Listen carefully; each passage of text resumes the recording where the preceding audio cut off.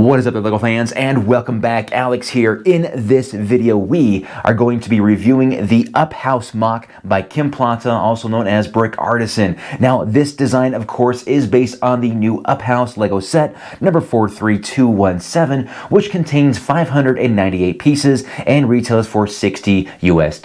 Now, while this set looks fantastic from the front, I quickly noticed there wasn't much to it. It seemed like it was mainly just a facade, which makes sense based on its more affordable price tag.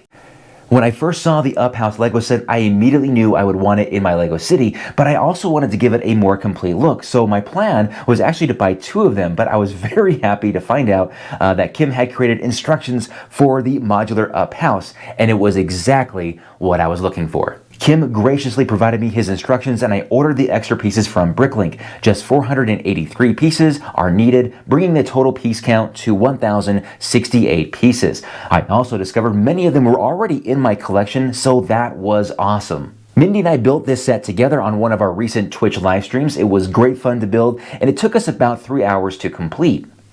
There are 3 minifigures included in the Up House. You get Russell, Carl Fredricksen, and Doug. Russell comes with an enormous brick-built backpack loaded with accessories. It looks a bit awkward, and he will fall over if not secured to a stud.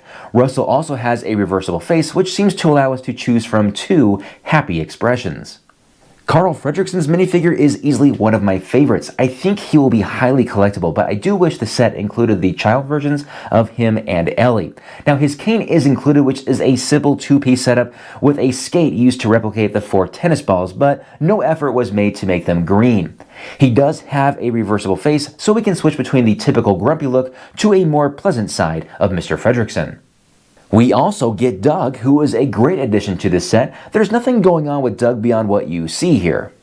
As with many of Kim's design, these modifications give the Up House a completed look that I think we all wish the original model came with, but of course if it did, it would have a much higher price tag. There is one thing I'm not a fan of, and that's how small the front porch is, as I would love to have Mr. Fredricksen sitting comfortably out front, but it would be a challenge to match the scale of the house. Now, I know some have mentioned that they wish there were more balloons coming out of the chimney, but I'm actually okay with the amount that we get. I am sure other builders will add more to their Up House, and I look forward to seeing what that would look like. The interior is also quite impressive. The original model was quite cramped due to the size, but this MOC allows it to be a home that any minifigure would enjoy living in. Now, the first level offers the iconic living room, but there's just enough space for Carl's chair. It is packed full of pictures on the wall, which are all stickers that come with the set. A full and detailed kitchen is added with the dining area, and we also get a bathroom under the stairs.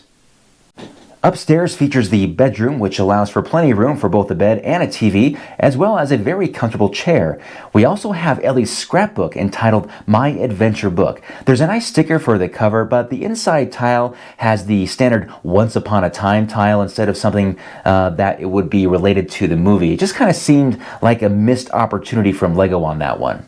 Overall, guys, I am very happy with how the Up House turned out. Now, if you have the Up House LEGO set and you would like to have it look like this one here, I will put a link to where you can find those instructions online in the description below. There's also a way for you to know exactly what pieces that you need so you don't miss anything and you can have your Up House look exactly like this one. Now, it is time to take the Up House downstairs and find a spot for it in the city.